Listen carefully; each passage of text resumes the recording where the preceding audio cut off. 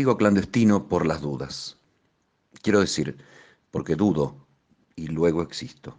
Y porque allá, en la superficie, hay demasiada gente atrincherada en certezas aparentemente inamovibles, rígidas, congeladas.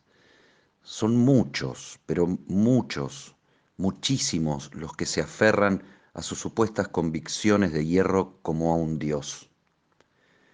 Lo más inquietante del asunto es que esas certezas casi místicas, tantas veces fanáticas, nos ubican a todos en la mitad de un túnel donde están por cruzarse dos trenes bala.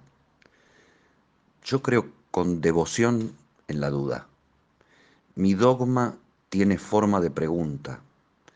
Ojalá me perdonen si voy en busca de Dios al lugar equivocado. Son los riesgos de meterse en el barro.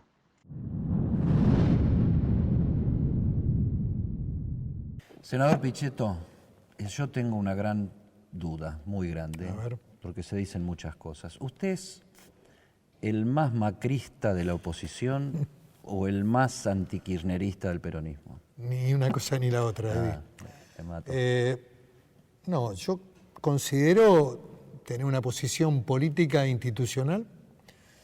Tengo una visión democrática. Aún en el kirchnerismo, como jefe de bloque, siempre garanticé el debate democrático.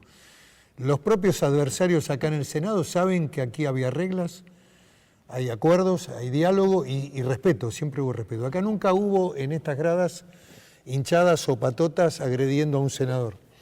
Y eso siempre lo garantizamos. No fue un logro mío solamente, sino del conjunto de los senadores. Pero mi mirada es institucionalista y también creo que primero está el país. Y hay temas que lógicamente, después son los de pertenencia, de disciplina política, de pertenencia a un partido histórico como es el peronismo. Ahora, ¿un dialoguista se considera? Sí, claro. Sí. Ahora, un dialoguista raro, porque últimamente le está poniendo los puntos a algunas CIEs en el tema de inmigración, en el tema de seguridad, en el tema, algunos dicen que bueno, se bolsonarizó un poco Pichetto. Tampoco. En primer lugar, me considero un hombre democrático de la democracia argentina, de la transición y de la recuperación democrática. Yo llegué al primer cargo como intendente en los albores de la democracia, en mi pueblo de origen, Sierra Grande, Río Negro, así que... Y tengo toda una trayectoria institucional parlamentaria, fui legislador provincial, diputado nacional, senador. Voté todas las leyes que tienen que ver con nuevos derechos, con ampliación de derechos, matrimonio igualitario, ley del aborto. Digamos, diría que soy la antípoda de Bolsonaro. Mi relación con la Iglesia Católica es de respeto, de no agresión, pero tampoco soy un profesante que voy a la misa. Para Y decirles he a tenido todos que sí. posiciones siempre laicas. Yo considero que fundamentalmente el Estado tiene que generar normas para todos por encima de sus creencias. ¿No es personales. religioso? No ¿Es soy ateo, agnóstico? No soy profesante y tengo dudas existenciales. Tomé la comunión, mi madre me llevaba a la iglesia. A ver, he cumplido con todos los ritos, pero indudablemente también tengo profundas dudas existenciales que al hombre le pasa, a una edad como la mía le pasa eso. ¿Y cuál es la principal duda existencial? Bueno, si Pichetto? Dios existe. Ajá. Es una pregunta, a veces cuando uno ve cosas en la tierra que ocurren, la pregunta es... ¿Cómo puede pasar esto si Dios ¿Cómo puede existe? pasar esto? Claro. Había una vieja película italiana que trabaja un actor muy interesante que se llama Gian Maria Volonte, que se llama Dios se detuvo en Éboli. Sí, la Después vi. vino el bombardeo de los alemanes. Claro. No, Claro, digo, reflexionando, si ¿no? Dios Reflexiona- existe, ¿cómo puede pasar esto? Exactamente. ¿Y qué es lo peor que le está pasando a la Argentina hoy? Bueno, yo creo que hay un plano de incertidumbre de cara al futuro y la angustia de la pérdida de poder adquisitivo, de niveles de consumo. En el medio está también el marco de responsabilidad que tenemos que tener en el plano de las instituciones para garantizar determinadas cosas, de que la Argentina es un país previsible, que no se va del mundo, que no debe haber, Eddie, un nuevo default, porque el default es como el juego de que todos pierden los empresarios, ¿Y pierden cómo los se hace trabajadores. para que no haya un nuevo default? ¿Hay que convencer al fondo de que converse? ¿Desde dónde? No, me parece que hay que construir primero discursos racionales. El componente de la racionalidad me parece que es el primero y el central que tiene que tener la Argentina para estar en el mundo. Siempre que los argentinos se juntan en una plaza y empiezan a gritar Argentina, Argentina, ocurren los peores desvaríos. Me hace acordar mucho a la plaza de Galtieri. Yo estaba ahí como soldado aeronáutico. Sí, previo a la invasión de Malvinas. De Malvinas. Un hecho importante desde el punto de vista histórico, de un sentimiento nacional. Detrás de una locura. Detrás de una locura, en un momento donde si la Argentina seguía dialogando y negociando, podía haber tenido otras respuestas. Estuvo la primera definición, mediante el diálogo y un discurso coherente, y la racionalidad. no ir al default otra vez en la Argentina. De ninguna manera, porque creo que eso es mayor pobreza, pierden los pobres, pierden los empresarios nacionales, pierden los trabajadores, pierden todos. Sí, lo conocemos. En esto de los problemas y el abandono por parte de Dios, la Argentina tiene 1/3 de la población casi consolidado en la pobreza. No me vas a saber responder cuánto tiene que ver Dios en todo esto, pero ¿cuánto tiene que ver el peronismo en esto? Bueno, el peronismo es responsable de luces y de sombras, de días luminosos y días oscuros. Siempre hemos tendido a generar modelos de trabajo, de producción. Si vos lo analizás a Perón y lo analizás en su gestión presidencial, en las 2 primeras presidencias, y en su vuelta a la Argentina, el sujeto del peronismo es el trabajador. Digamos, no es el subsidiado, el desocupado. El mundo del trabajo es el eje central del peronismo. En los últimos años, indudablemente, hay que analizar también el rol de la dictadura en la Argentina. La mirada muchas veces muy ligera y desaprensiva es cargarle a la democracia todas las falencias y a los políticos todos los problemas que tiene la Argentina. En realidad, cuando uno analiza... ¿La dictadura por qué? Porque aparte de la violencia fue un cambio estructural tremendo en la manera de producción. En lo económico.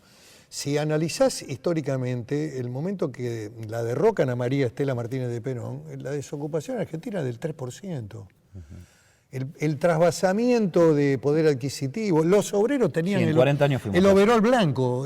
Cuando desfilaban por las calles de Córdoba el sector automotriz iban con el uniforme de overol blanco. Había un nivel donde se discutía en términos de la participación de la ganancia de las empresas. Se hacían huelgas por eso, no por demanda de trabajo, ni de salario. Era otro mundo la Argentina. Ahora bien, el proceso de la dictadura desencadenó un proceso de decadencia y lógicamente que la Argentina y la democracia tienen una deuda con mucha gente. La democracia argentina tiene una deuda.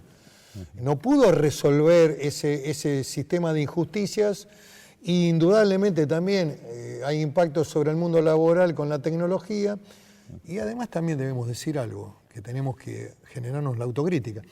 La Argentina siempre vive por encima de sus propias posibilidades. Siempre gasta más de lo que recauda. Y bueno, si eso te pasa en una familia, terminás teniendo problemas graves. Los abogados te van a embargar seguramente y tu casa puede llegar a caer en remate. Con los países pasa más o menos lo mismo. O le das a la máquina y emitís papel moneda y tenés una inflación de 50 por año, o te endeudás en el mundo y lógicamente los niveles de endeudamiento se colocan a veces en lugares muy peligrosos. La deuda de la democracia tiene que ver con que en democracia se profundizaron los problemas que generó la dictadura. En democracia los problemas económicos se acentuaron. El primer gobierno de Raúl Alfonsín fue un gobierno de recuperación de derechos, de la vigencia del Estado democrático, de las libertades, el juicio a las juntas, reivindicaciones realmente muy importantes. No pudo resolver el tema económico, termina en un proceso de crisis. Hiperinflación galopante y proceso de crisis. Con el dólar volando, me recuerdo la frase de Pugliese, les hablé con el corazón y me contestaron desde con el bolsillo. ¿Estamos en riesgo de volver a una hiperinflación? Los datos de inflación van a ser complicados este mes y probablemente el mes que viene. El aumento de la nafta se va a trasladar a precio. Espero que puedan contener el tipo de cambio. Creo que hay una mayor intervención del Banco Central y eso nunca deberían haberlo negociado en el acuerdo con el fondo. Deberían haber tenido siempre los instrumentos y la herramienta que le permita al Banco Central administrar la flotación del dólar. Si el dólar se dispara, se devalúa el salario, los precios se corren en la góndola, es inevitable. No termina más. Es un ciclo que ya lo hemos vivido, lo hemos experimentado. Acá hay problemas. Pero entonces, ¿corremos riesgo hiperinflacionario? Yo creo que el gobierno va a intentar contener el tipo de cambio. Hay algunos síntomas ya desde ayer de manejo del Banco Central y creo que el fondo ha reconocido que era necesario hacer nuevamente un cambio en las condicionalidades que habían firmado originariamente. Iba la tercera. Darle un poquito de flexibilidad al manejo de la banca. Y darle un poco más de flexibilidad porque la noche se venía muy pronto. Haceme un favor, señalá, córranse ustedes los que están afuera, por favor. Señálame el sillón del fondo, del medio. El del medio es el del presidente. El del medio. Sí, es el del presidente de la Cámara. El presidente de la de Cámara. La vicepresidenta de la Nación, cuando está a cargo, o eventualmente el presidente provisional, que es Federico Pinedo. ¿Y Pichetto está postulando para ese sillón con Lavagna como candidato a presidente? No te quiero rehuir la respuesta ni... ¿Pero salía una fórmula, Lavagna-Pichetto o...? No, todavía no hay definiciones, ni siquiera del propio Roberto Lavagna en términos de su candidatura. Tuvimos una reunión importante en el día de ayer con una dirigencia importante de la provincia de Buenos Aires, que es un distrito vital para aspirar a tener posibilidades en el gobierno, en la elección de la presidencia. Pero bueno, todavía no hay definiciones. Y a mí siempre lo que me movilizó es el armado de un proyecto de poder político en la Argentina que estuviera en ese espacio democrático, de un peronismo democrático, del centro nacional. También plantear un debate casi de contenido ideológico, en el sentido de qué expresamos, qué somos desde el peronismo. ¿Qué son? Somos una fuerza del centro nacional. Perón siempre tuvo una ala derecha y una ala izquierda. Sí. Especialmente en los 70 movió mucho a la izquierda y la hizo confrontar incluso antes de la vuelta al poder. Y la herramienta, digamos, del centro derecha, digamos, era una visión más conservadora. Estaba ligada más a la estructura de las organizaciones sindicales. Ahora, Perón siempre fue el centro, desde su liderazgo político. Ahora, comparte con Lavagna el tema de que una fórmula de consenso y de unidad nacional no debería someterse a un PASO. Yo creo más creo que el deber de la política es el diálogo y creo que en el espacio de Alternativa Federal deberíamos tener la búsqueda y el esfuerzo para construir un nivel de consenso y tener una fórmula potente. Las circunstancias económicas que vive la Argentina lo colocan a Roberto Lavagna, habiendo sido un gran gestor de lo económico, en un plano superior. Indudablemente que el escenario de la política es siempre mucho más complejo. En la presidencia de Duhalde y el final de la presidencia, el principio sí, claro, de la presidencia y fue Kirchner, un hombre lo levanta como referente. Lo levanta como referente, incluso reconfigura la relación con Sergio Massa. Digamos, esa relación estaba fundada Está bien, pero ¿PASO sí o PASO no? Yo no le tengo miedo a la primaria. En Santa Fe les hizo muy bien, aparentemente. Sí, sirve. Hay que ver cómo se consolida ahora el triunfo del peronismo en junio, pero indudablemente el resultado, la lectura correcta es el resultado de lo que sumó Omar Perotti más los votos de María Eugenia Vidal. Sí, que lo convierte al PJ. Y eso lo convierte al PJ, si se consolida ese resultado, en el poder. Hay que ver qué va a pasar después, empiezan a funcionar también criterios de voto útil, pero indudablemente, los votos más indudablemente la primaria es de María Eugenia Bielsa van a es un anticipo de lo que puede pasar después en la elección general.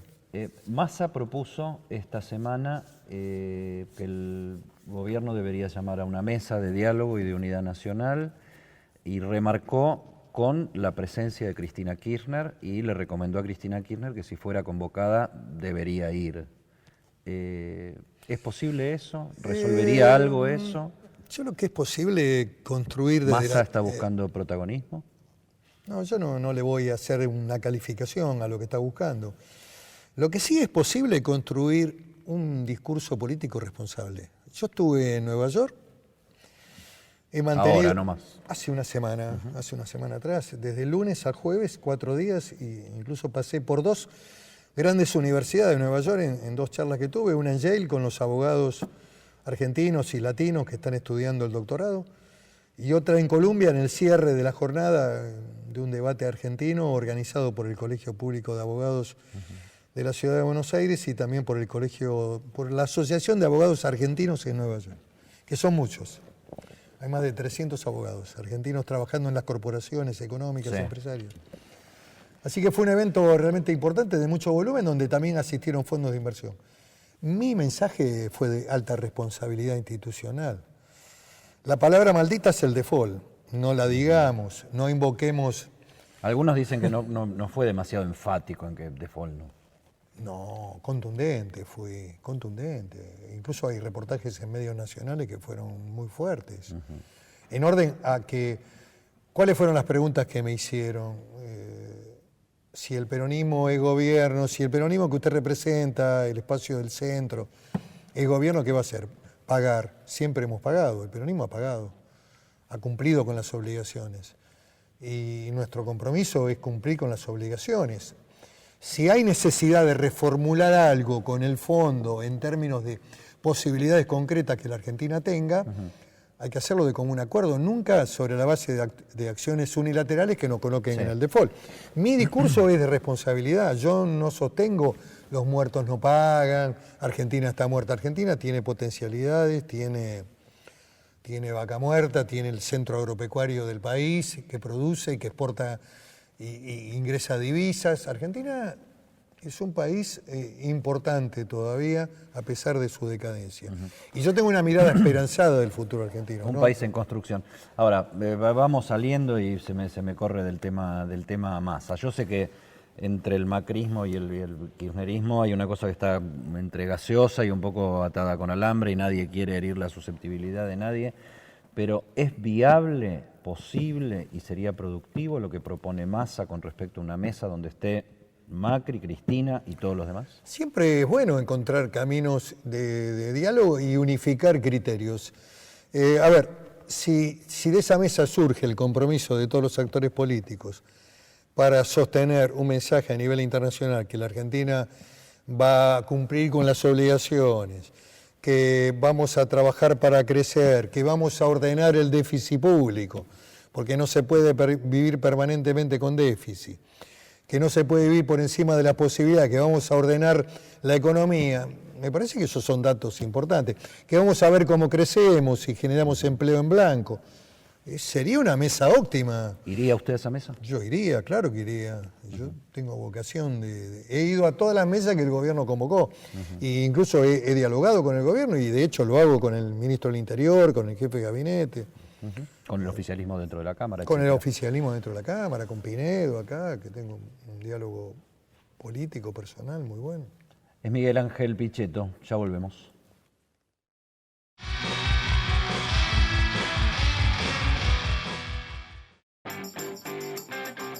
Las cloacas llegaron al barrio San Francisco y ya están habilitadas 51 manzanas de Morón Sur, entre las calles Ortiguera, Stevenson, Don Bosco y Eva Perón. Ahora los trabajos continúan en Aedo y El Palomar. Con esta histórica obra, más de 75.000 vecinos tendrán cloacas en Morón. Estas son obras para siempre. Morón Gobierno.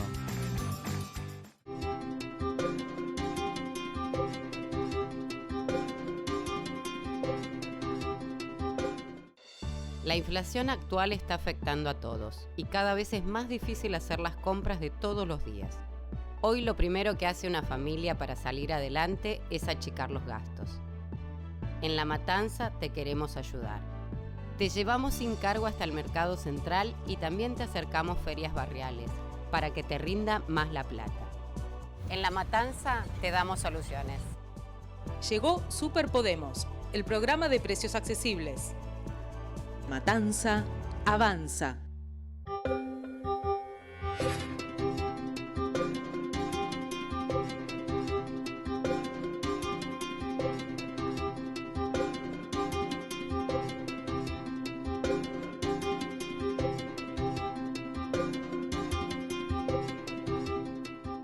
Elegí digital y paga menos. Obtené un 20% de descuento en los impuestos inmobiliario, automotor y embarcaciones deportivas. ARBA, Agencia de Recaudación, Buenos Aires Provincia. Tu esfuerzo transforma. En la Ciudad Autónoma de Buenos Aires, vivir mejor es ley. Legislatura de la Ciudad Autónoma de Buenos Aires.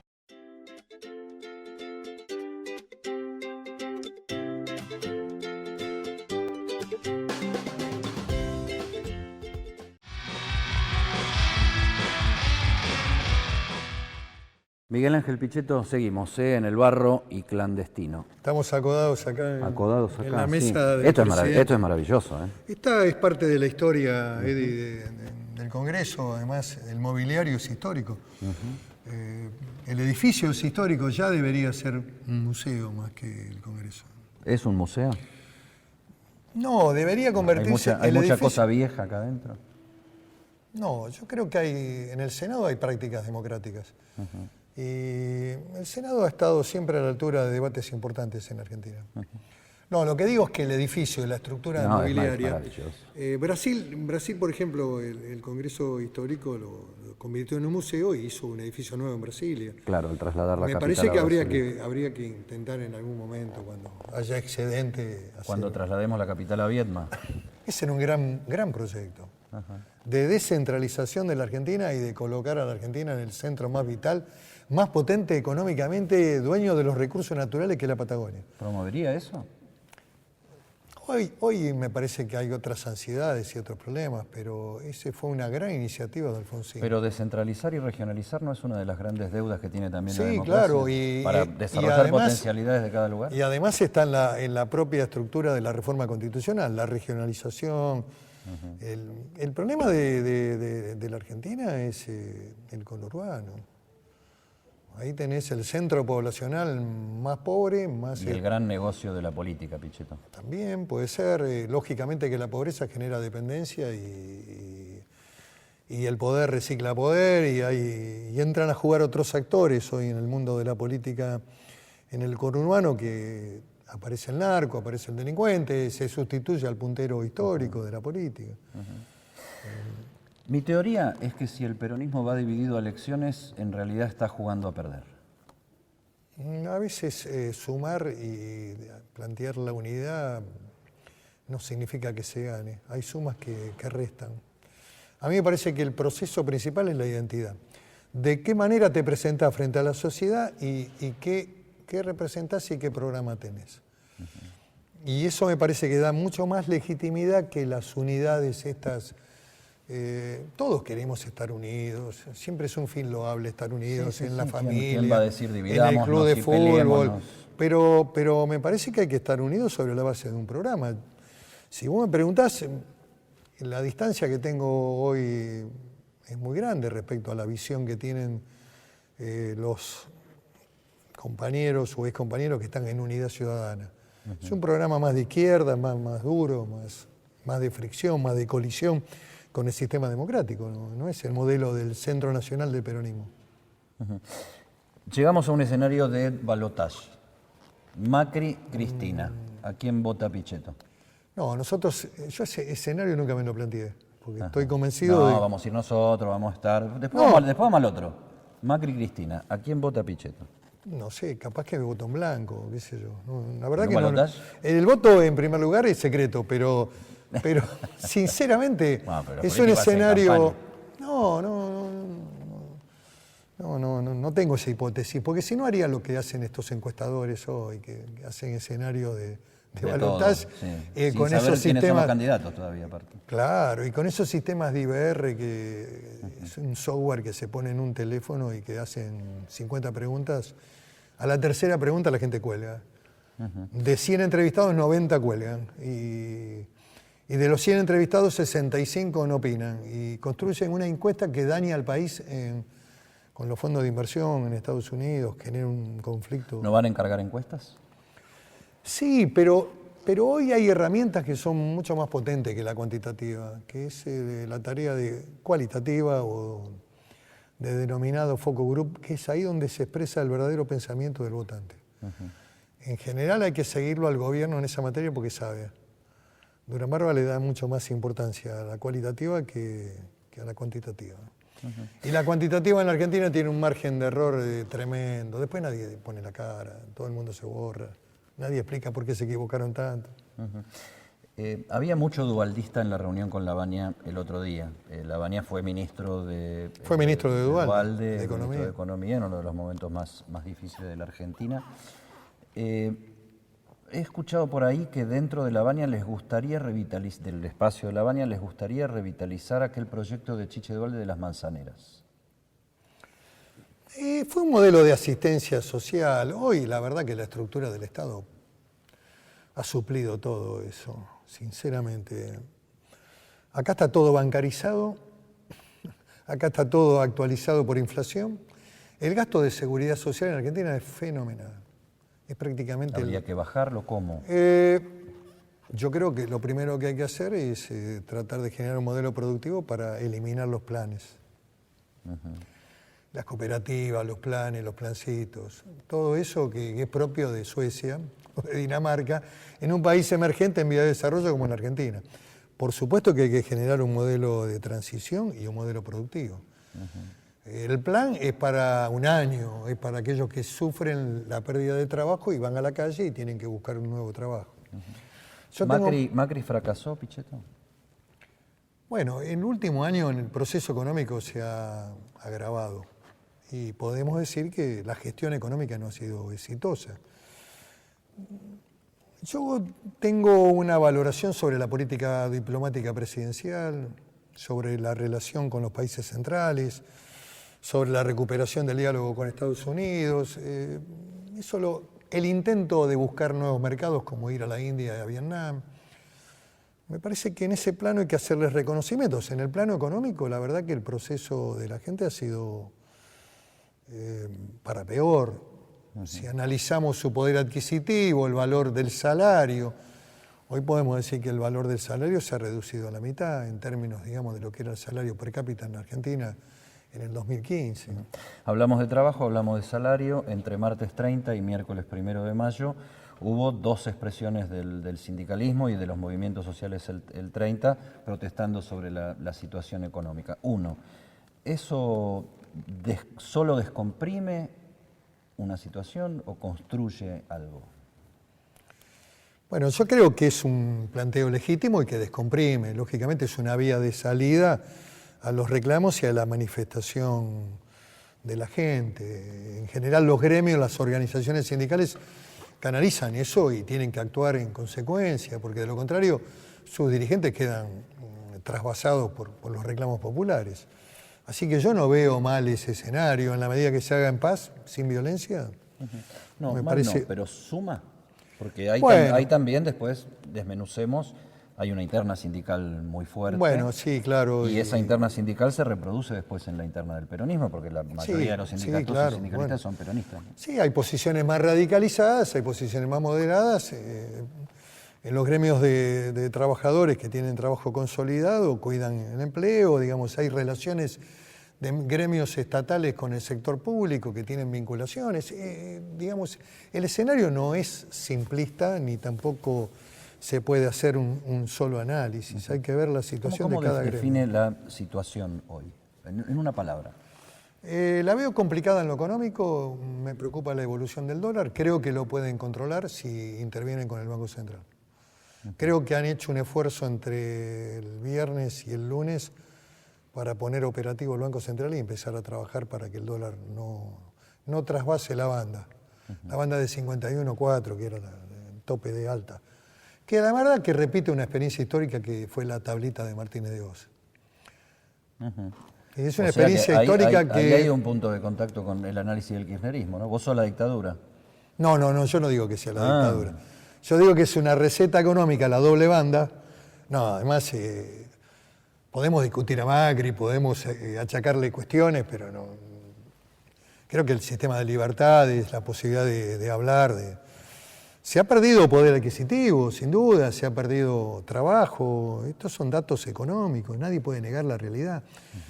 Pero en orden a las libertades, esto no es una dictadura. La dictadura sangrienta la de Maduro. ¿Prefiere enfrentar a Macri o a María Eugenia Vidal? No, a mí me gusta hacer análisis de la política desde la realidad. Cuando se definan vemos. No, tampoco. Yo digo que es una ficción lo de María Eugenia Vidal. Es una buena ficción en qué aspecto? Es una buena candidata, pero es una ficción. ¿Por qué?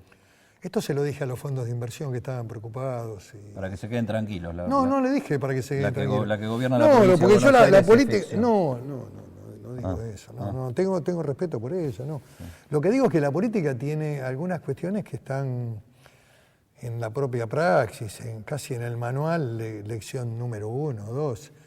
Si usted corre al actor principal, que es el presidente, además con el poder que tiene el presidente en la historia democrática argentina, que es un hiperpresidencialismo, y lo corre y le dice, no, mira, no voy a ser candidato, me corro, es empezar a asumir que el proceso de gestión política y económica ha fracasado.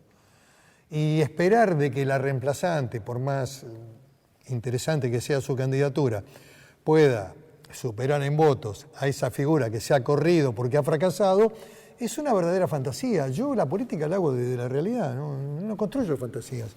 Hay algunos politólogos en la Argentina o algunos que escriben que dicen cosas que no son... Hipótesis. Son hipótesis, pero poco serias. Es como esa encuesta que se publicó de segunda vuelta, que el gobierno paga además, porque esa firma es una de las que más le ha pagado el gobierno. El gobierno a veces hace cosas... Está atizando el fantasma de Cristina. Por supuesto. En todos los frentes. Si lo hace con intencionalidad, la verdad que...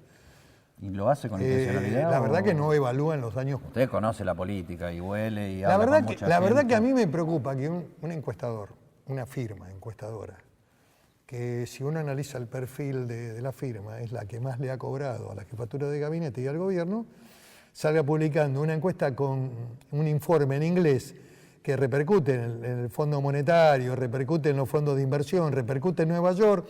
La preocupación en la calle 57, donde están los principales fondos de inversión, era que había un plan B, que era la candidatura de Vidal. La verdad. Y que además el presidente perdía en segunda vuelta. Los efectos que produce esa encuesta son tremendamente dañinos para la credibilidad económica, para el proceso de continuidad, de riesgo de default, todo lo que a vos se te ocurra. ¿Y liman la autoridad del presidente? Y por supuesto. ¿Está débil Macri? Yo no digo que esté débil, lo que digo es que empezar a evaluar en plena gestión del presidente en el último año que se lo va a reemplazar significa fragilizarlo. Desde la propia tropa. Pero más bien, abrir ese debate sería totalmente improbable en un gobierno peronista, Eddie. No y si la tenemos a Cristina ahí, que se fue hace 3 años y medio y sigue siendo la jefa. El presidente es la máxima figura, no se discute. Si a uno le va mal, le va mal con el presidente, el que venga atrás le va peor.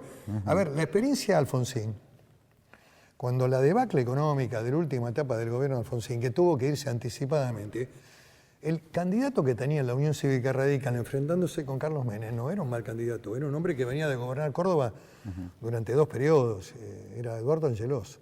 Sí. Y sin embargo la crisis se lo llevó puesto. Se lo comió. Y la elección la ganó Carlos Menem. Lo que digo es que si el activo principal del juego, que es el presidente, está débil y lo corren, la heredera candidata no puede suplir de ninguna manera cambiar la historia del resultado. Esto es elemental, esto es política.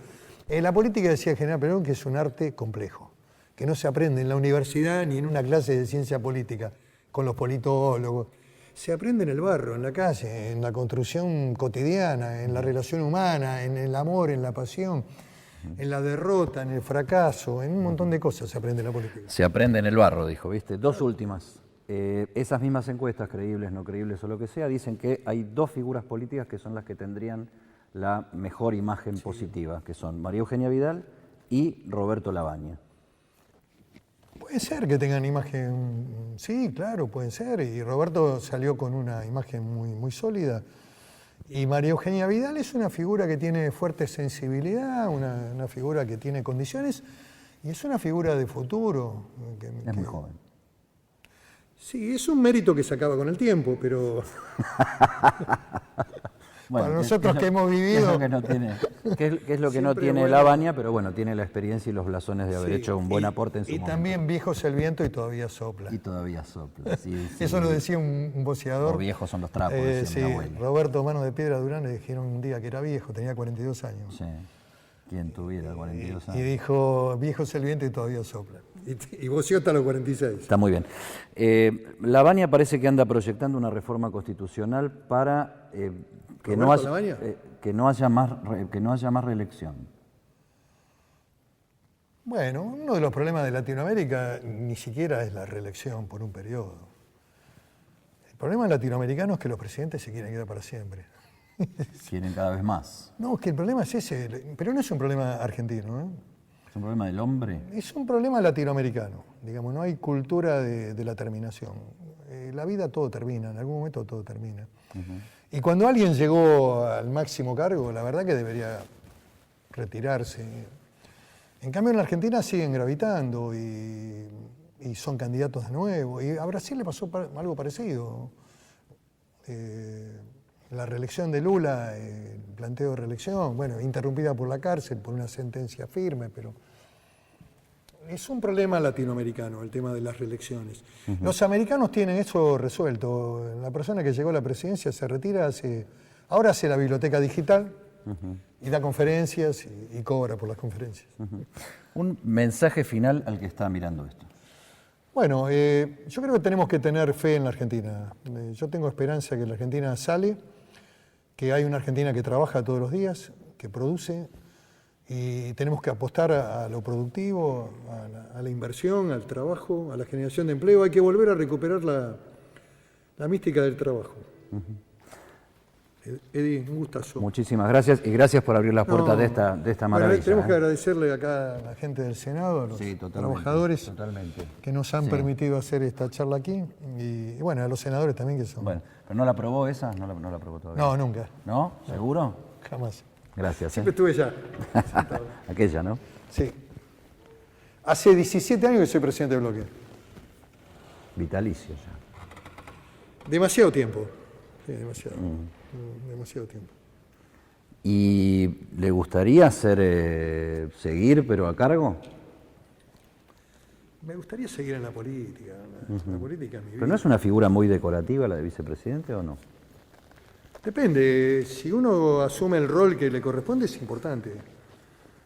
Si uno entiende y tiene la comprensión de cómo funcionan las instituciones, sabe que el vicepresidente tiene que acompañar al presidente, tiene que ser un apoyo. La Argentina ha tenido siempre problemas con los vices. Siempre. Ha sido parte de la problemática histórica. Más que vices fueron sombras. Sí, Hacen incluso sombra. Martínez con Alfonsín, Gómez con Frondizi, la relación de Perón con el primer vicepresidente. Ha habido problemas siempre. Pero es porque la gente que ha cumplido esa función no tenía la experiencia. Un modelo de vicepresidente, los americanos tienen muy incorporado con claridad los vices.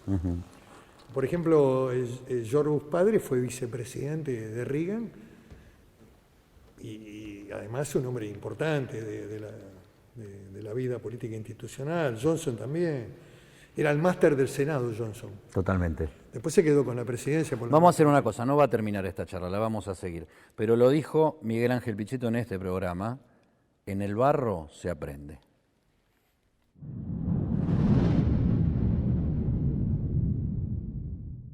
Tal vez en ningún otro lugar se vea tan claro.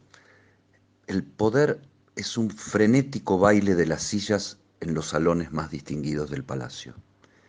La silla más alta tiene mucho de premio y también de castigo. A sus ocupantes la historia los recuerda como serviles o traidores. No hay casi tercera posibilidad. Y me voy a cargar mi batería de preguntas. Nos vemos cuando sea posible o necesario.